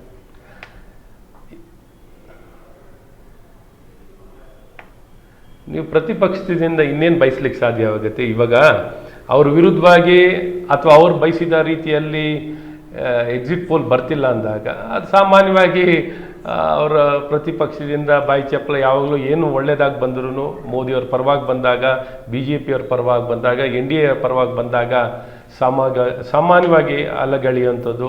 ಅದಲ್ಲ, ಇನ್ನೇನು 48 ಗಂಟೆ ಕಾಲದಲ್ಲಿ ಏನು ಚುನಾವಣೆ ಮತ ಎಣಿಕೆ, ಇಟ್ಸ್ ಓನ್ಲಿ ಎ ಪ್ರಿಕಸರ್. ಇದು ಏನು ಒಂದು ಇಂಡಿಕೇಶನ್ ಸಿಗ್ತಾ ಇರೋದು, ಈ ಇಂಡಿಕೇಶನನ್ನು ಇದೇನು ಹೊಸದಾಗಿ ಬಂದಿರೋವಂಥದ್ದಲ್ಲ. ಪ್ರೋ ಇನ್ಕಂಬೆನ್ಸಿ ಭಾಳ ಸ್ಪಷ್ಟವಾಗಿ ವ್ಯಕ್ತವಾಗ್ತಿತ್ತು, ಯಾವುದೇ ಆ್ಯಂಟಿ ಇನ್ಕಂಬೆನ್ಸಿ ಇರಲಿಲ್ಲ. ಮೋದಿತ್ವವನ್ನು ಇಡೀ ದೇಶದಲ್ಲಿ ಒಪ್ಪಿದ್ದಾರೆ. ಮೋದಿ ಅಂತ ನಾಯಕ, ಅಂತ ಪ್ರಧಾನಮಂತ್ರಿಗಳು ನಮ್ಮ ಸಮಾಜಕ್ಕೆ ಬೇಕು, ಅವರೇ ನಮ್ಮ ಭರವಸೆ ನಾಯಕವಾದ ಭರವಸೆದಾಯಕವಾಗಿರುವಂಥ ನಾಯಕ ಅಂತ ಜನ ಸಂಪೂರ್ಣವಾಗಿ ಎಲ್ಲ ಭಾಷಾತಿ. ಅಶ್ವಥ್ ನಾರಾಯಣ, ಕರ್ನಾಟಕದ ರಿಸಲ್ಟ್ಸ್ಗಳ ಬಗ್ಗೆ ಚರ್ಚೆ ಮಾಡೋದಾದರೆ, ನನಗೂ ಸೇರಿದಂತೆ ಅನೇಕರಿಗೆ ಕರ್ನಾಟಕದ ನಂಬರ್ಸ್ಗಳ ಬಗ್ಗೆ ಸಾಕಷ್ಟು ದ್ವಂದ್ವಗಳಿವೆ. ನಾನು ಸಂದೇಹಗಳಿವೆ ಅಂತ ಹೇಳಲ್ಲ. There is ambiguity, clear ambiguity ಇದೆ. ಇಷ್ಟು ನಂಬರ್ಸ್ ಬರುತ್ತಾ, 23, 25ವರೆಗೆ ಎಕ್ಸಿಟ್ ಪೋಲ್ಸ್ಗಳು ನಂಬರ್ ಕೊಡ್ತಾ ಇವೆ. ಇಷ್ಟು ನಂಬರ್ಸ್ ಬರುತ್ತಾ ಅಂತಕ್ಕಂಥದ್ರ ಬಗ್ಗೆ ಆಂಬಿಗ್ವಿಟಿ ಇದೆ. ನನಗೆ ಗೊತ್ತಿರುವ ಅನೇಕ ಬಿ ಜೆ ಪಿ ಕರ್ನಾಟಕದ ನಾಯಕರು ಕೂಡ ನಿನ್ನೆ 5 ಗಂಟೆಯ ಮೊದಲಿನವರೆಗೂ ಕೂಡ ಕರ್ನಾಟಕದಲ್ಲಿ 17, 18, 17, 18 ಮಾತಾಡ್ತಾಯಿದ್ರು. ಈಗ ಏಕಾಏಕಿ 23, 25 ಯುಫೋರಿಯಾದಲ್ಲಿದ್ದಾರೆ. ಆದರೆ ನಂಬರ್ಸ್ ರಿಯಲಿಸ್ಟಿಕ್ ಅಂತ ಅನ್ನಿಸ್ತಾ ಇಲ್ಲ 23, 25ರವರೆಗೆ. ಯಾಕಂದರೆ ವಾತಾವರಣ ಆ ರೀತಿ ಇರಲಿಲ್ಲ ಅನ್ನುವ ಕಾರಣಕ್ಕೋಸ್ಕರ. ಕೆಳಗಡೆ ಹೋದಾಗ ಬಿ ಜೆ ಪಿಯ ಪರವಾಗಿ 19, 14ರಲ್ಲಿ ವಾತಾವರಣ ಕರ್ನಾಟಕದಲ್ಲಿ ಲೋಕಸಭಾ ಚುನಾವಣೆಯಲ್ಲಿತ್ತು, ಆ ವಾತಾವರಣ ಕಾಣ್ತಾ ಇರಲಿಲ್ಲ. ಬಿ ಜೆ ಪಿಯಲ್ಲಿ ಒಳ ಜಗಳ, ಟಿಕೆಟ್ ಹಂಚಿಕೆಯ ಗೊಂದಲ, ಲೋಕಲ್ ಇಶ್ಯೂಸ್ಗಳು, ಕಾಂಗ್ರೆಸ್ ಆ್ಯಕ್ಟಿವ್ ಆಗಿರ್ತಕ್ಕಂಥದ್ದು. ಆ ಕಾರಣದಿಂದ ನಂಬರ್ ಪ್ರೊಜೆಕ್ಷನ್ನಲ್ಲಿ ಎಲ್ಲೋ ಗೊಂದಲ ಆಗಿದೆನಾ ಅಂತಕ್ಕಂಥದ್ರ ಬಗ್ಗೆ ಕೂಡ ಚರ್ಚೆಗಳಿವೆ. ನಿಮಗೇನು ಅನಿಸುತ್ತೆ?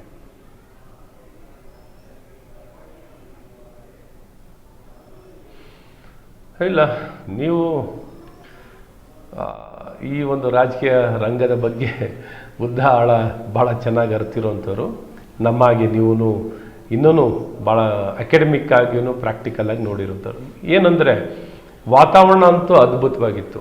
ವಾತಾವರಣ nothing to challenge Narendra Modi. Narendra Modi ರಾಷ್ಟ್ರದ ಚುನಾವಣೆ ಅಂತ ಹೇಳೋದೇ ಈ ಚುನಾವಣೆಯಲ್ಲಿ ನಮಗೆ ಬಹಳ ಪ್ರಮುಖವಾದಂಥ ಒಂದು ವಿಚಾರ ಇದ್ದಿದ್ದೇನು ಅಂದರೆ this is a national poll, Lok Sabha ಚುನಾವಣೆ, ಇದು ರಾಜ್ಯದ ಚುನಾವಣೆ ಎಲ್ಲ ಅನ್ನುವಂಥದ್ದು ಭಾಳ ಗಟ್ಟಿಯಾಗಿ ಸ್ಟ್ರಾಂಗ್ ಆಗಿ ಹೇಳುವಂಥದ್ದು. ಇಲ್ಲಿ ಇನ್ನೊಂದು ಕಡೆ ಕಾಂಗ್ರೆಸ್ನವರು ಇದು ರಾಜ್ಯದ ಚುನಾವಣೆ ರೀತಿಯಲ್ಲಿ ಸಿದ್ದರಾಮಯ್ಯನವರು, ಅವ್ರ ಟೀಮು, ಇವರು ಉಪಮುಖ್ಯಮಂತ್ರಿಗಳಾದಂಥ KPCC ಅಧ್ಯಕ್ಷರು ಶಿವಕುಮಾರ್ ಅವರು ಇಡೀ ಎಲ್ಲರೂ ಅದು ರಾಜ್ಯದ ಚುನಾವಣೆ ರೀತಿಯಲ್ಲಿ ಮಾಡ್ಲಿಕ್ಕೆ ಹೋಗ್ತಿದ್ರು.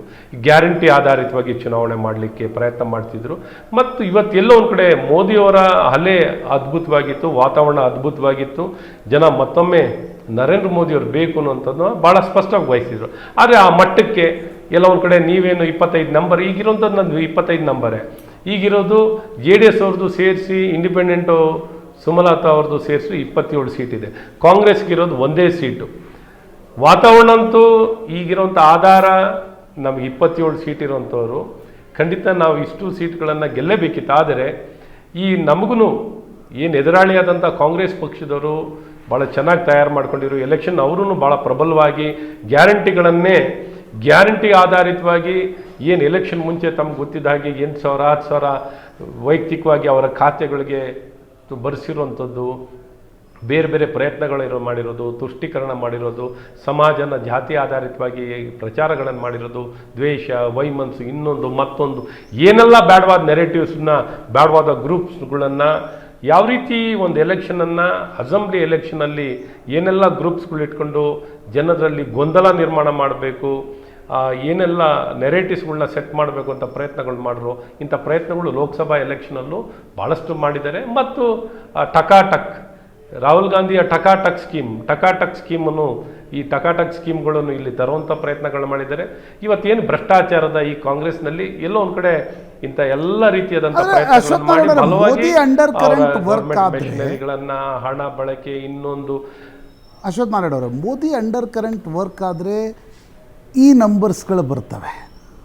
ಒಂದು ವೇಳೆ ಪ್ರಶಾಂತ್ರೆ ಮೋದಿ ಅಂಡರ್ ಕರೆಂಟ್ ವರ್ಕ್ ಆದರೆ ಈ ನಂಬರ್ಸ್ಗಳು ಬರ್ತವೆ. ಒಂದು ವೇಳೆ ಗ್ಯಾರಂಟಿಯ ಅದೃಶ್ಯ ಮತದಾರರು ಏನಾದರೂ ಕೈ ಹಿಡಿದಿದ್ದರೆ ಕಾಂಗ್ರೆಸ್ಗೆ BJPಯ ಸೀಟ್ಗಳು ಕಡಿಮೆ ಆದರೂ ಆಶ್ಚರ್ಯ ಇಲ್ಲ ಅಂತ ಅನೇಕ ವಿಶ್ಲೇಷಣೆಕಾರರು ಹೇಳ್ತಾ ಇದ್ದಾರೆ. Numbers is not supporting. I agree with you. Exit ಪೋಲ್ಸ್ಗಳ ನಂಬರ್ಗಳು ಒಂದು ಟ್ರೆಂಡನ್ನು 23-25 ತೋರಿಸ್ತಾ ಇವೆ. ಬಟ್ ಕರ್ನಾಟಕದಲ್ಲಿ ಓಡಾಡಿದ ಪತ್ರಕರ್ತರು, BJPಯ ನಾಯಕರನ್ನು ಮಾತನಾಡಿಸಿದಾಗ, ನಿಮ್ಮ ಸಂಘ ಪರಿವಾರದ ನಾಯಕರನ್ನೇ ಮಾತನಾಡಿಸಿದಾಗ ಗ್ಯಾರಂಟಿಯ ಅಂಡರ್ ಕರೆಂಟ್ ಕೂಡ ಇದ್ದಿರಬಹುದು, ನಮಗೆ ಊಹಿಸ್ಲಿಕ್ಕೆ ಸಾಧ್ಯ ಇಲ್ಲ ಅಂತಕ್ಕಂಥದ್ದನ್ನು ಅನೇಕ ನಾಯಕರು ಖಾಸಗಿಯಾಗಿ ಹೇಳ್ತಾ ಇದ್ರು.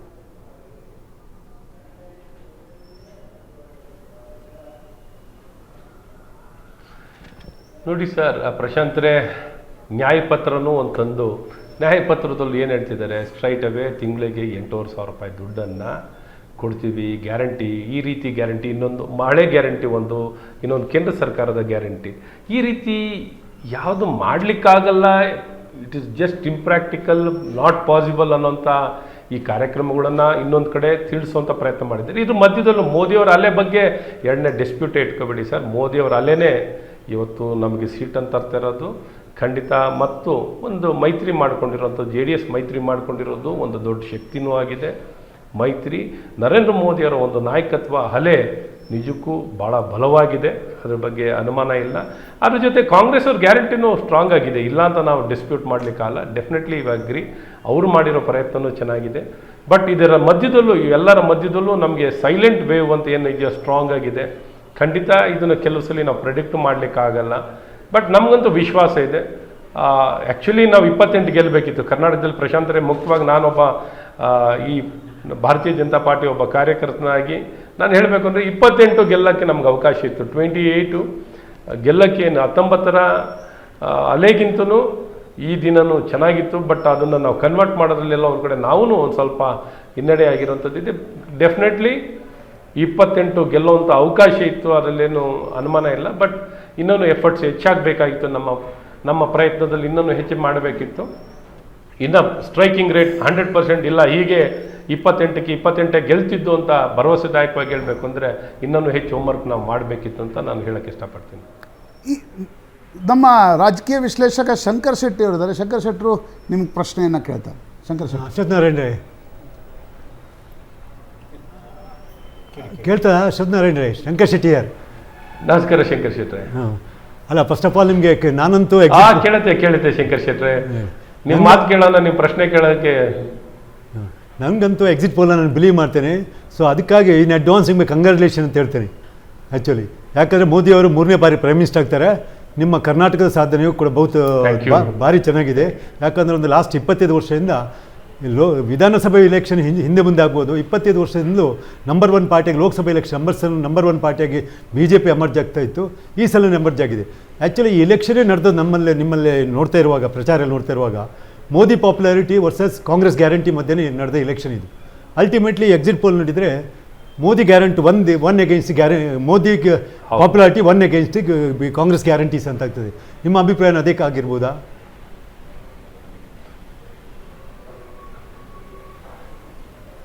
ಖಂಡಿತ ಮೋದಿ ಗ್ಯಾರಂಟಿ, ಮೋದಿತ್ವ ನೇ ಜನಕ್ಕೆ ನಂಬಿಕೆ, ಭರವಸೆ.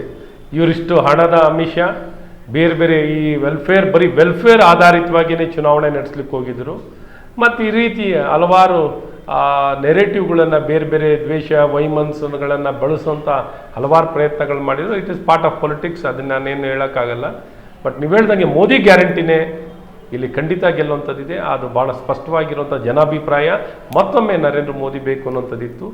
ನೀವು ಹೇಳ್ದಾಗೆ past records it's clearly indicates. ಯಾವುದೇ ಪಾರ್ಲಿಮೆಂಟ್ ಎಲೆಕ್ಷನ್ ಬಂದಾಗ ನಾವು ಯಾವಾಗಲೂ ಗೆಲ್ತಿದ್ದೀವಿ. ಕಳೆದ ಬಾರನೂ ಮೋರ್ ದೆನ್ 51% ಮತ ಭಾರತೀಯ ಜನತಾ ಪಾರ್ಟಿ 2019ನಲ್ಲಿ ಪಡ್ಕೊಂಡಿದ್ದೀವಿ. ಈ ಬಾರಿನೂ ಇಡೀ ದೇಶದಲ್ಲಿ ನನಗೆ ವಿಶ್ವಾಸ ಇದೆ, ಪ್ರಾಬ್ಲಿ 50% ದಾಖಲೆಯ ಮತವನ್ನು NDA ಪಡ್ಕೊಳ್ಳುತ್ತೆ. ಇತಿಹಾಸದಲ್ಲಿ ಯಾವ ರಾಜಕೀಯ ಪಕ್ಷಗಳು, ಯಾವ ನಾಯಕರನ್ನು ಪಡ್ಕೊಳ್ಳಿಕ್ಕಾಗಿರಲಿಲ್ಲ. ಅಷ್ಟು ಮತ ಪ್ರಾಬ್ಲಿ ನಮ್ಮ ಇಡೀ ದೇಶದಲ್ಲಿ ನಡೆದಿರುವಂಥ ಲೋಕಸಭಾ ಚುನಾವಣೆಯಲ್ಲಿ 50% ವೋಟ್ ಪರ್ಸೆಂಟೇಜನ್ನು ನಾವು ಮೀರ್ತೀವಿ ಅನ್ನೋಂಥ ವಿಶ್ವಾಸ ಇದೆ. ಅಶೋಕ್ ನಾರಾಯಣ, ಈ ಮೋದಿ ಅಂಡರ್ ಕರೆಂಟ್ ಇದೆ ಅಂತಲೂ ಒಪ್ಕೊಂಡ್ರು.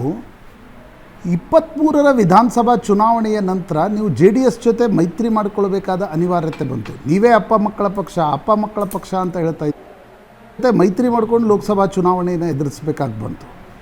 ಇದು ಈ ಬಾರಿ ವರ್ಕ್ ಆಗಿದ್ದರೂ ಕೂಡ ಇದಕ್ಕೆ ಬಾಳಿಕೆ ಉಂಟಾ, ಡ್ಯೂರಬಿಲಿಟಿ ಉಂಟಾ ಈ ಮೈತ್ರಿಗೆ?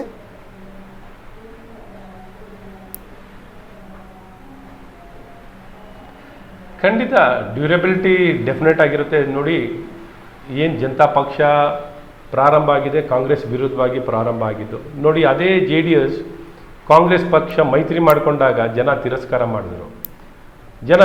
ಮಾಡಿದ್ದಾರೆ. ಆದರೆ ಈ ಫ್ಯಾಕ್ಟರ್ ನೋಡಿ, ಈ ಬಾರಿನಲ್ಲಿ ಇದೇ ಭಾರತೀಯ ಜನತಾ ಪಾರ್ಟಿ JDS ಒಂದಾದಾಗ ಜನ ಒಪ್ಕೊಳ್ತಾರೆ, ಎಕ್ಸೆಪ್ಟಬಿಲಿಟಿ ಇದೆ. ಆದರೆ JDS ಕಾಂಗ್ರೆಸ್ ಎಕ್ಸೆಪ್ಟಬಿಲಿಟಿ ಇರಲ್ಲ, BJP JDS ಎಕ್ಸೆಪ್ಟಬಿಲಿಟಿ ಇರ್ತದೆ. ಹಾಗಾಗಿ ಖಂಡಿತ ಡ್ಯೂರಬಿಲಿಟಿ ಇದೆ ಮತ್ತು ಒಂದು ಸ್ಪಷ್ಟತೆ ಇದೆ. ನರೇಂದ್ರ ಮೋದಿಯವರ ನಾಯಕತ್ವವನ್ನು ಭಾಳ ಸ್ಪಷ್ಟವಾಗಿ ಒಪ್ಕೊಂಡಿದ್ದಾರೆ. ಮೋದಿಯವರು ಮತ್ತೊಮ್ಮೆ ಪ್ರಧಾನಮಂತ್ರಿಗಳಾಗಲಿಕ್ಕೆ ನಾವು ಎಲ್ಲ ರೀತಿಯಾದಂಥ ಸಹಕಾರ ಕೊಡ್ತೀವಿ ಅಂತ ಮಾಜಿ ಪ್ರಧಾನಮಂತ್ರಿಗಳಾದಂಥ HD ದೇವೇಗೌಡರ ಭಾಷಣ ಏನೊಂದು ಸ್ಪಷ್ಟವಾಗಿತ್ತು. ಆ ಭಾಷಣ ನಿಜಕ್ಕೂ ಒಂದು ಬುಲೆಟ್ ಹೊಡೆದಾಗಿತ್ತು. ಆ ರೀತಿ ಸಂದೇಶವನ್ನು HD ದೇವೇಗೌಡರು ಕೊಟ್ಟಿದ್ದಾರೆ. ಮತ್ತು ಅಶ್ವಥ್ ನಾರಾಯಣ ಅವರೇ, ನಾವು ಪ್ರಜ್ವಲ್ ರೇವಣ್ಣ ಪ್ರಕರಣದ ನಂತರ ಇದರ ಬಗ್ಗೆ ಪ್ರಶ್ನೆಯನ್ನು ಕೇಳ್ತಾ ಇದ್ದೀವಿ. ಅಶ್ವಥ್ ನಾರಾಯಣ ಅವರೇ, ಪ್ರಚಾರದ ನಂತರ ಪ್ರಜ್ವಲ್ ರೇವಣ್ಣ ಪ್ರಕರಣ ತೆಗೆದುಕೊಂಡಿರ್ತಕ್ಕಂಥ ನ್ಯಾಷನಲ್ ಹೈಪ್ನ ನಂತರ ಈ ಬಗ್ಗೆ ಚರ್ಚೆ ಮಾಡ್ತಾ ಇದ್ದೀವಿ.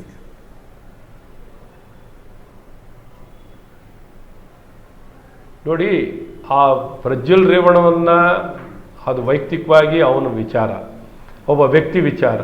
ಇದನ್ನ ಒಂದು ಪಕ್ಷವಾಗಿಯೇ ತಗೊಳ್ಳೋಕ್ಕಲ್ಲ. ಎಲ್ಲ ರೀತಿ ವ್ಯಕ್ತಿ ಇರ್ತಾರೆ, ಎಂತೆಂಥ ವ್ಯಕ್ತಿಗಳು ಇರ್ತಾರೆ. ಅವ್ರವ್ರ ವ್ಯಕ್ತಿತ್ವ, ಅವ್ರ ತಪ್ಪು ಒಪ್ಪುಗಳು ಆ ವ್ಯಕ್ತಿಗೆ ಸೀಮಿತವಾಗಿರ್ತದೆ. ಇಡೀ ಅದು ಪಕ್ಷಕ್ಕೆ ತರುವಂಥದ್ದು ಆಗಲಿಕ್ಕೆ ಸಾಧ್ಯವಿರಲ್ಲ. ಪ್ರಜ್ವಲ್ ರೇವಣ್ಣ ವಿಚಾರದಲ್ಲಿ ಅವ್ರ ತಪ್ಪು ಒಪ್ಪುಗಳು, ತಪ್ಪು ಮಾಡಿದಾರ, ಇನ್ನೊಂದಾಗಿದ್ದಾರೆ, ಅದೇನು ವಿಚಾರಣೆಗೆ ಒಳಗಾಗಿದ್ದಾರೆ, ಆ ವಿಚಾರಣೆ ಆಗಲಿ. ಆ ವಿಚಾರಣೆ ಅವ್ರಿಗೆ ಸೀಮಿತವಾಗಿರ್ತದೆ ಹೊರತು ಇಡೀ ಪಕ್ಷಕ್ಕೆ ನಾವು ಸೆನ್ಸರ್ ಮಾಡಿ ಸ್ಕ್ರೂಟಿನಿ ಮಾಡಲಿಕ್ಕಾಗಲ್ಲ. ಅಶೋಕ್ ನಾರಾಯಣ, ಮತ್ತೆ ಜೂನ್ 4 ಸಂಜೆ ನಮ್ಮ ಜೊತೆಗೆ ಲೈವಿಗೆ ಬನ್ನಿ, ನಾವು ವಿಸ್ತೃತ ಚರ್ಚೆ ಮಾಡೋಣ. ಎಕ್ಸಿಟ್ ಪೋಲ್ ಬಂದಿವೆ, ಎಕ್ಸಾಕ್ಟ್ ನಂಬರ್ಸ್ಗಳು ಕೂಡ ಬರಲಿ. Thank you very much joining with Suvarna news. ನಮ್ಮ ಜೊತೆಗೆ ಕಾಂಗ್ರೆಸ್ ವಕ್ತಾರ ನಟರಾಜ್ ಗೌಡ್ರು ಕೂಡ ಜಾಯ್ನ್ ಆಗಿದ್ದಾರೆ. ನಟರಾಜ್ ಗೌಡ್ರೆ, ಕಾರ್ಯಕ್ರಮಕ್ಕೆ ಸ್ವಾಗತ. ಕಾಂಗ್ರೆಸ್ನಿಂದ ನಟರಾಜ್ ಗೌಡ್ರು ನಮ್ಮನ್ನು ಜಾಯ್ನ್ ಆಗಿದ್ದಾರೆ. ಫಸ್ಟ್ ರಿಯಾಕ್ಷನ್ ತಗೋತೀನಿ. ನಟರಾಜ್ ಗೌಡ್ರೆ, ಏನು ಅನ್ನಿಸ್ತಾ ಇದೆ? Numbers are disappointing. ಇಲ್ಲ, ಇದು ಈ ಥರ ಬರುತ್ತೆ ಅಂತ ನಮ್ಗೆ ಗೊತ್ತಿತ್ತು. ಎಕ್ಸಿಟ್ ಪೋಲ್ ಈ ಥರ ಬರುತ್ತೆ ಅಂತ ನಮಗೆ ಗೊತ್ತು. ಬಟ್ ಈ ಎಕ್ಸಿಟ್ ಪೋಲ್ಗೆ ಸೋಲಾಗುತ್ತೆ ಅನ್ನೋದು ಗೊತ್ತಿದೆ ನಮಗೆ. ಓಕೆ, ನೋಡಿ, 2023 ಈ ವಿಧಾನಸಭಾ ಚುನಾವಣೆ, ಕರ್ನಾಟಕ ಚುನಾವಣೆಯಲ್ಲಿ ಎಲ್ಲಾ ಎಕ್ಸಿಟ್ ಪೋಲ್ಗಳು ಏನು ಹೇಳಿದ್ರು ಅಂದ್ರೆ ಒಂದು ಅತಂತ್ರ ಪರಿಸ್ಥಿತಿ ಬರುತ್ತೆ. ಕಾಂಗ್ರೆಸ್ 100 ನಿಂತ್ಕೋತದೆ, BJP 80ಕ್ಕೆ ಬರುತ್ತೆ, JDS 40 ಬರುತ್ತೆ, ಕಿಂಗ್ ಮೇಕರ್ ಆಗ್ತಾರೆ. ಅಂದರೆ 10-9 ಒಂದು ಮಾತ್ರ 134 ಕೊಟ್ಟಿದ್ದು. ಆದರೆ ಅದು ಸುಳ್ಳಾಯಿತು. ಈಗಲೂ ಅದೇ ಥರನೇ ಇದೆ. ಯಾಕಂದರೆ ಈ ದೇಶದಲ್ಲಿ ಒಂದು ವಾತಾವರಣ ಹೆಂಗಿದ್ರೆ, ಒಂದು ಈ ಸರ್ಕಾರದ ವಿರೋಧವಾಗಿ ಹೋಗ್ಲಿಕ್ಕೆ ಯಾವ ಏಜೆನ್ಸಿಗಳು ರೆಡಿ ಇಲ್ಲ, ಒಂದು ವಿಷಮ ಪರಿಸ್ಥಿತಿ ಇದೆ. ಒಂದು ಆ ಥರ ವಾತಾವರಣದಲ್ಲಿ ಅವರು ನ್ಯಾಚುರಲ್ ಆಗಿ ಅವರು ಏನು ಸಮೀಕ್ಷೆಗಳಾಗಿದ್ದಾವೆ, ಒಂದು ಸೀಮಿತ ದೃಷ್ಟಿಕೋನದಲ್ಲಿ ಸಮೀಕ್ಷೆಗಳಾಗಿದ್ದಾವೆ, ಎಲ್ಲ ಜನಗಳನ್ನು ಸಂಪರ್ಕಿಸಿಲ್ಲ. ಅದು ಇದು ಸೊ ಹಂಗಾಗಿ ಇದು ಫೇಲ್ ಆಗುತ್ತೆ, ಇದು ಸುಳ್ಳಾಗುತ್ತೆ. ಮತ್ತು ಖಂಡಿತವಾಗಿ ಯಾಕಂದರೆ ನಾವು ಇಂಡಿಯಾ ಮೈತ್ರಿಕೂಟ 295 ಬರುತ್ತೆ, 330 ಎಕ್ಸ್ಪೆಕ್ಟ್ ಮಾಡಿದ್ವಿ. ಇವಾಗ ಮೊನ್ನೆ ಕ್ಯಾಲ್ಕುಲೇಷನ್ ಪ್ರಕಾರ 295 ಬರುತ್ತೆ, ಸಂಪೂರ್ಣ ಭರವಸೆ ಇದೆ. ನೀವು ಸ್ವಲ್ಪ ಲೇಟಾಗಿ ಜಾಯ್ನ್ ಆದ್ರಿ. ಸುಧೀಂದ್ರ ಅವರಿದ್ರು, ಸುಧೀಂದ್ರ ಅವರು ಹಿಂಗೆ ವಾದ ಮಾಡಿದಾಗ ನಾನು 2014 ಎಕ್ಸಿಟ್ ಪೋಲ್ ಏನೇನು ಹೇಳಿದ್ರು, ಅಂತಿಮ ಸಂಖ್ಯೆಗಳು ಏನು ಬಂದವು, 2019 ಯಾರ್ಯಾರು ಏನೇನು ಎಕ್ಸಿಟ್ ಪೋಲ್ ಏನು ಹೇಳಿದ್ರು, ಅಂತಿಮ ಸಂಖ್ಯೆಗಳು ಎಷ್ಟು ಬಂತು ಅಂತ ಹೇಳಿದೆ. ಕರೆಕ್ಟ್. 2014 ಬಿಜೆಪಿ ಏಕಾಂಗಿಯಾಗಿ ಅಧಿಕಾರಕ್ಕೆ ಬರುತ್ತೆ ಅಂತ ಹೇಳಿದ್ದು ಒಂದೇ ಒಂದು exit poll, correct, today's Chanakya. ಅದು ಬಿಟ್ಟರೆ ಉಳಿದವರೆಲ್ಲ ಒಂದು NDA ಮೈತ್ರಿಕೂಟಕ್ಕೂ ಬಹುಮತ ಬರೋದಿಲ್ಲ ಅಂದ್ರು, ಕೆಲವರು NDA ಮೈತ್ರಿಕೂಟಕ್ಕೆ ಬಹುಮತ ಬರಬಹುದು, UPA ಬರಲ್ಲ ಅಂತ ಹೇಳಿ. ಆದರೆ ಬಿಜೆಪಿ 282 ಬಂತು. ಕರೆಕ್ಟ್. ಬಹುಮತಕ್ಕೆ ಬೇಕಾದ ಹಾಫ್ ವೇ ಮಾರ್ಕ್ ಇಂದ 10 ಜಾಸ್ತಿ. ಅಂದ್ರೆ ಅವಾಗ ಎಕ್ಸಿಟ್ ಪೋಲ್ ಫೇಲ್ ಆಯ್ತು ಅಂತ ಅರ್ಥ. ಅವಾಗಿಂದ ಎಕ್ಸಿಟ್ ಪೋಲ್ ಒಂದೇ ಒಂದು ಮಾತ್ರ. ಅವಾಗ್ಲೂ ಹಿಂಗೆ ಅಂದ್ರೆ ನೀವು ಇಷ್ಟು ಬರಕ್ ಸಾಧ್ಯನೇ ಇಲ್ಲ, ಮತ್ತೊಮ್ಮೆ ನಾವು ಅಧಿಕಾರಕ್ಕೆ ಬರ್ತೀವಿ, ಮತ್ತೊಮ್ಮೆ UP ಅಧಿಕಾರಕ್ಕೆ ಬರ್ತೀವಿ ಅಂತ. 2019 ಎಕ್ಸಿಟ್ ಪೋಲ್ಗಳನ್ನು ಒಪ್ಕೊಂಡಿದ್ರಾ? ಇಲ್ಲ, ಕರೆಕ್ಟ್ ಮಾಡಿದ್ದಾರೆ. 2019 ಚುನಾವಣೆ ವಾತಾವರಣ ಕೆಟ್ಟೋಗಿತ್ತು ಬಿಡಿ. ಅದು ಪುಲ್ವಾಮಾ ಮೇಲೆ ಚುನಾವಣೆ ನಡೆಯಿತು, ದೇಶಭಕ್ತಿ ಬೇರೆ ಬೇರೆ ತರದಲ್ಲಿ ಬಾಲಾಕೋಟ್ ಅಂತ ಹೇಳಿ ಮೋದಿ ಅವರು ದೇಶಭಕ್ತಿ ಮೇಲೆ ಚುನಾವಣೆ ನಡೆದ್ರೆ ಇಲ್ಲ ಹಂಗಲ್ಲ, ವಾತಾವರಣ ಕೆಟ್ಟಿತ್ತು. ಇಲ್ಲ ಬಾಲಾಕೋಟು ಪುಲ್ವಾಮಾ ಹೆಸರಿನಲ್ಲಿ ಬೇರೆ ಯೋಧರ ಸಾವಿನ ಹೆಸರಲ್ಲಿ ಇವರು ಚುನಾವಣೆ ಮಾಡಿದ್ರು, ಅಲ್ಲಿ ಬೇರೆ ತರ ವಾತಾವರಣ ಇತ್ತು. ಆದರೆ 2014 ನಿಜವಾದ ನಮ್ದು ಸೋಲಾಗಿದೆ. 2024 ಈಗ ನಮ್ಗೆ 2014 ಕಾಂಗ್ರೆಸ್ ವಾತಾವರಣ ಇತ್ತು. 2019 ಎಕ್ಸಿಟ್ ಪೋಲ್ ಯಾರ್ಯಾರು ಏನೇನು ಹೇಳಿದ್ರು ಅಂತ ತೋರಿಸ್ತಾ ಇದೀವಿ ನೋಡಿ. ಅಲ್ಲಿ ಇಂಡಿಯಾ ಟುಡೇ, ಟುಡೇಸ್ ಚಾಣಕ್ಯ ಇಬ್ಬರೇ ಹೇಳಿದ್ದು. ಎಷ್ಟು? 352 ಅಂತಿಮ ರಿಸಲ್ಟ್ ಬಂದಿದ್ದು. 350 ಟುಡೇಸ್ ಚಾಣಕ್ಯ ಹೇಳಿದ್ರು, 339 365 ಇಂಡಿಯಾ ಟುಡೇ ಅವರು ಹೇಳಿದ್ದು. ಅದು ಬಿಟ್ಟರೆ ಉಳಿದಿದ್ದು ಒಂದು ಸಂಖ್ಯೆ ನೋಡಿ, 300, 305, 306, 336. ಇವತ್ತು ಈ ಸಲ ಅವೆಲ್ಲ ಸುಳ್ಳಾಗುತ್ತೆ. ಈಗ ನಾನು ಹೇಳ್ತಿದ್ದೆ ಅವೆಲ್ಲ ಸುಳ್ಳಾಗುತ್ತೆ. 2014 ಕಾಂಗ್ರೆಸ್ಗೆ UPAಗೆ ಯಾವ ರೀತಿಯ ವಾತಾವರಣ ಇತ್ತೋ, ಈಗ ಬಿಜೆಪಿಗೆ NDA ಮೈತ್ರಿಕೂಟಕ್ಕೆ ಆ ರೀತಿಯ ವಾತಾವರಣ ಇದೆ. ನೀವು ಯಾವುದೇ ಅಂಕಿಅಂಶ ತೆಗೆದುಕೊಳ್ಳಿ, ಯಾವುದೇ ಜಾಗದಲ್ಲಿ ತೆಗೆದುಕೊಳ್ಳಿ, ನೀವು ಎಕನಾಮಿಕ್ ಫ್ರಂಟ್ ತಗೊಳ್ಳಿ, ನೀವು ಉದ್ಯೋಗ ಸೃಷ್ಟಿ ತಗೊಳ್ಳಿ, ರೈತರ ಸಮಸ್ಯೆ ತಗೊಳ್ಳಿ, ವುಮೆನ್ ಅವ್ರಿಗೆ ಆಗ್ತಾ ಇರ್ತಕ್ಕಂಥ ದೇಶದಲ್ಲಿ ಆಗ್ತಾ ಇರ್ತಕ್ಕಂಥ ಅತ್ಯಾಚಾರದ ವಿಷಯ ತೆಗೆದುಕೊಳ್ಳಿ, ಆಂತರಿಕ ಭದ್ರತೆ ತಗೊಳ್ಳಿ, ಬಾಹ್ಯದ ವಿದೇಶಾಂಗ ನೀತಿ ತಗೊಳ್ಳಿ, ಎಲ್ಲದರೊಳಗೂ ಮೋದಿ ಸರ್ಕಾರ ಫೇಲ್ಯೂರ್ ಆಗಿದೆ. ಜನ ಕಾಯ್ತಾ ಇದ್ದಾರೆ ಸರ್ಕಾರವನ್ನು ಬದಲಾವಣೆ ಮಾಡಲಿಕ್ಕೆ.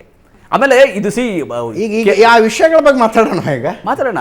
ಆಂತರಿಕ ಭದ್ರತೆ ಅಂದ್ರೆ ಖಂಡಿತ ಮಾತಾಡಬೇಕು. ಮಣಿಪುರಕ್ಕೆ ಹೋಗ್ಲಿಲ್ಲ ಮೋದಿ. ಹಣಕಾಸು ಅಂದ್ರೆ ದೇಶದ ಹಣಕಾಸು ಅಂದ್ರೆ ಕರೆಕ್ಟ್ ಹಣಕಾಸು. ಓಕೆ, ಒಂದು ಸಣ್ಣ ಬ್ರೇಕ್ ಮುಗಿಸ್ಕೊಂಡು ವಾಪಸ್ ಬರ್ತೀನಿ. ಬ್ರೇಕ್ ಆದ ನಂತರ ಆಂಧ್ರ ಪ್ರದೇಶದ ಎಕ್ಸಿಟ್ ಪೋಲ್ ಬರ್ತಾ ಇದೆ.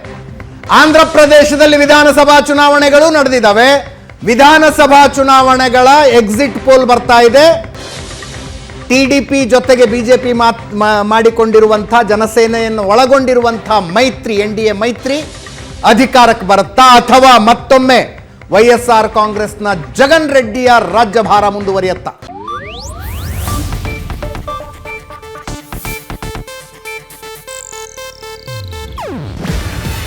ಇದು ಏಷ್ಯಾನೆಟ್ ನ್ಯೂಸ್ ನೆಟ್ವರ್ಕ್ ಪ್ರಸ್ತುತಿ. ನೀವು ನೋಡ್ತಿದ್ದೀರಾ ಏಷ್ಯಾನೆಟ್ ಸುವರ್ಣ ನ್ಯೂಸ್.